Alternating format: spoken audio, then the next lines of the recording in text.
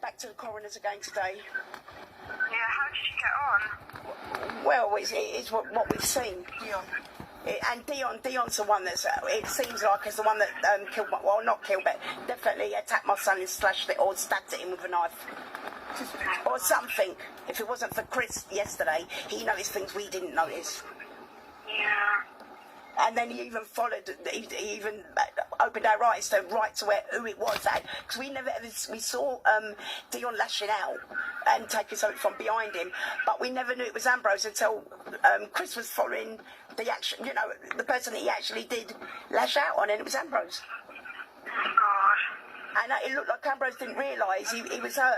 Well. And he went walking up, and at the time that he disappeared at the top, it's the time, in the same time frame as the person was being carried down the alleyway. And my boy was running for his life that night all over the road. So, working hard to do. But you're to do with it. Yeah, tell the truth. And you get the result. He also reported that demonises a victim. No, black man, that's always been done. Always. I as a borough commander, and every single one of my officers will be accountable to you. I'm here today, and I've been to many meetings, whether individually or groups or live meetings, to answer your questions. And I will continue to do that because that is my role, and that is the role of a public service, and that is the role of the Metropolitan Police Service. Thank you. Who killed my son? Who killed my son, Victor Olisa? Who killed my son? Ambrose Ball.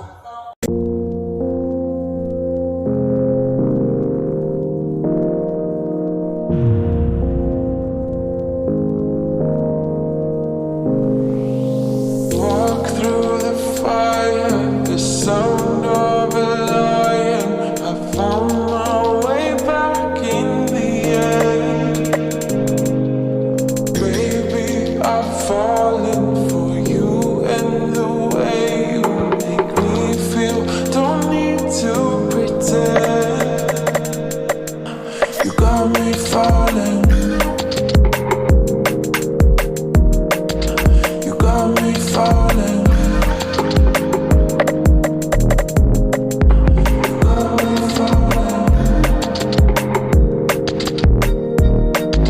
You got me falling. Did you know that?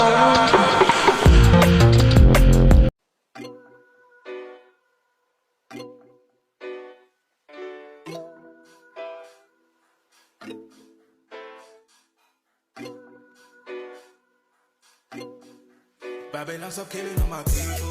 By the color of our skin, you think we're evil. All this world isn't equal. No, this world isn't equal.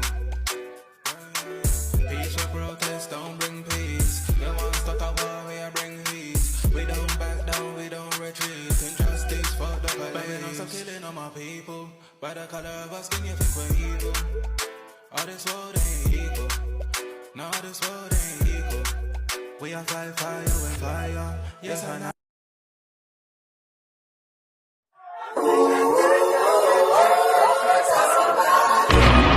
This is America. Don't got you slipping up. Look how I'm living up. Police be tripping up. Yeah.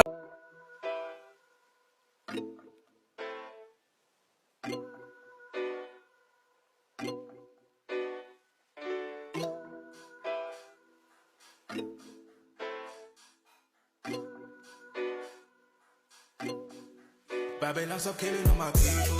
By the color of our skin, you think we're evil. All this world isn't equal. No, this world isn't equal.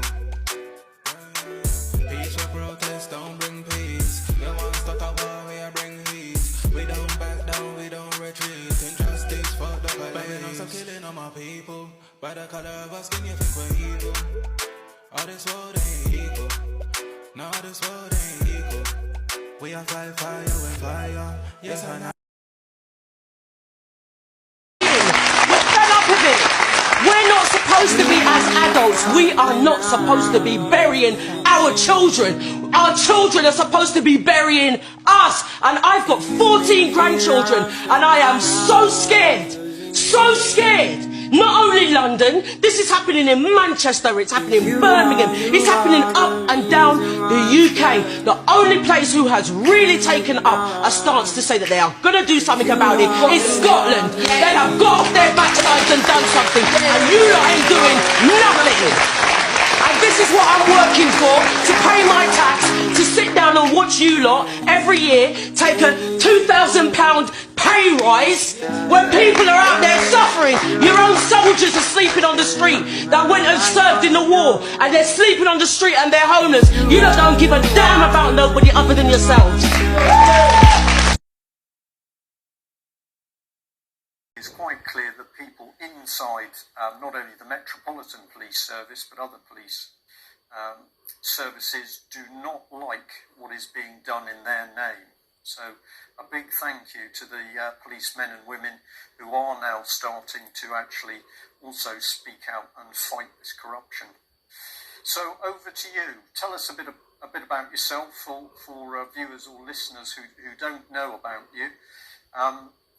You started to do that, but of course we had problems with the communication. So if you can just give us a rerun about yourself and what you've been up to. Yeah, Brian, obviously the UK column touches an awful lot on paedophilia and the failure of certain organisations who should be protecting the public, not doing proper investigations. And my story starts from back in 2008 when I discovered that my child, 13-year-old daughter, was being groomed over the internet. I reported it to the police. It seemed very quickly there was no investigation, and the next thing I found was I was being dawn raided by a section of the Metropolitan Police, battering rams and all, about 10 officers, dragged naked into the streets and in handcuffs. And that's the sort of the very nub and start of my story and the journey to try and achieve justice and bring some accountability to the people behind this. No, go ahead. So what happened, I was put on trial in 2009, and audio recordings demonstrated that the allegations that were being made against me were false. I was acquitted at trial. The matter went into the IPCC, the police watchdog here in the UK, and they decided after about a year to say everything was just simply a mistake. Everything's hunky-dory. And as the Seven story has sort of touched upon, you know, the organisations such as the IPCC, who should be helping the public, members of the public who face this type of conduct, they should be helping them, but they don't. It seems they cover up.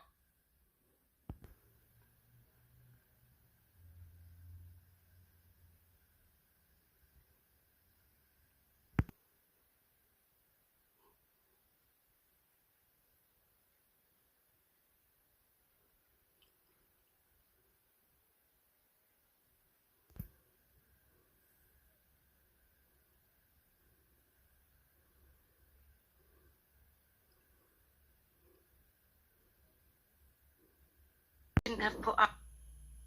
So this is why I'm bit. Because little old me is that powerful. No, I'm not. It's his behaviour. Well, I beg to differ. You are powerful, and the truth is powerful. You all are, yeah. But I'm powerful. Who is speaking the truth? We've all got the truth, the means to tell the truth. That's why each and every single one of us are powerful. I'm noticing what is truth or old school Pete in the chat. Yeah. Oh yeah, is that what is truth? Is it? Remember this man? He's been trolling me all day. Wants to see a phone fight. You see the difference between me and Nikki. I fight with my mouth. She wants to get physical with me. I'm sure no one wants to get physical with you. She wants to get with me, and you know, you understand the trolling you've had from Oakstead. I've had the trolling and the bullying from the likes of Huns. 25 plus years, 20 plus years. So it stops now, right? It stops now. When I found out, and Nikki is not silly, she's taken down that live where she says, Alan, and Neil, Stefania, the other two girls, okay? When they explain about those two girls from my school, the Compton School in Bury and Barnet, you know, I think Nikki Lee, she needs to start talking the truth. But she's orchestrated this, and I've watched it now for the last 3 goaded to come on your channel to what? To embarrass me? Or that's never going to happen, because I'm coming with truth. And one thing I'm concerned about is yesterday, she lied again. Now, she was 12, right? Not 14. So which one is it? And that's the problem that I'm making. I'm not going to apologise for somebody who can't take liability for her own words, her own actions, and her own life that she's saying has caused problem to everyone else. I've never brought her brother up in it. I never knew who her brother is. Why bring that up? Across the face, kicked a 6-month-old baby in the head. Like, this is getting a joke. And do you know what the police done? They covered up for them in Barnet. And there's no way they could have done, because it was all in the high street. But from there, I had the suspicion. And now, do you know what? Years later, that same group that jumped me involves Ambrose Ball. And I've tried to speak out. So why hasn't Brian nor Nikki said anything regarding this mother who cannot put her child to rest, who's still sitting in a morgue? Because I know names of the gang members that's helped to have this man dead. I investigated that case too in 2015 when he died in that January. I know the people involved. They're the people that silenced me, and they're Nikki's friends. So you tell me, you know by the association, yeah? So have me come on your show, make me look like a fool, and call me crackhead. What is it? A Judascope. Didn't you ever see one? No, what does it do? Watch and you'll find out.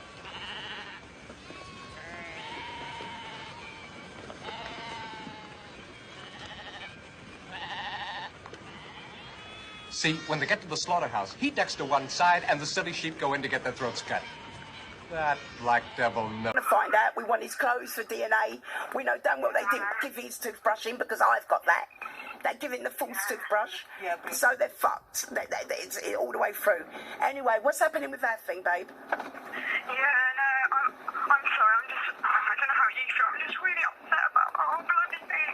So am I. It's just the last thing I wanted, and I just feel that my integrity has been challenged in the sense I've been nothing but what I feel like nothing but open and transparent and with you, and I've got to know you and know you on a personal level, so really care about the whole thing. So and your boss has let you down, and whoever edited that program has let us, all of us down, has ruined 10 months of. I know, but I can't completely distance myself from the whole thing, because I'm still there, I'm still a part of it, I still have to work, I still work within that framework of the organisation, and as much as of course... Alright then, all of you then, you all let us down then. If you want to be included, Claire, you let us down, Claire. You let us down. I'm telling you now then, if you want to be part of it, you fucking let us down big time. And how you portrayed me to be my son, I think you were disgusting, right? And I hate that fucking program. And if you're as equally involved, I'm telling you the same as what I'm telling them. You can all kiss my fucking arse, all right? And I'm telling the judge today, I want ownership of all the BBC have filmed over the 10 months. I'm going to ask Judge Walker for that today, because you lot got to have fuck all to do in my life. So all you've done is support the Metropolitan Police and the government and David Lammy. All the shots that you took of me, you made me look like shit. And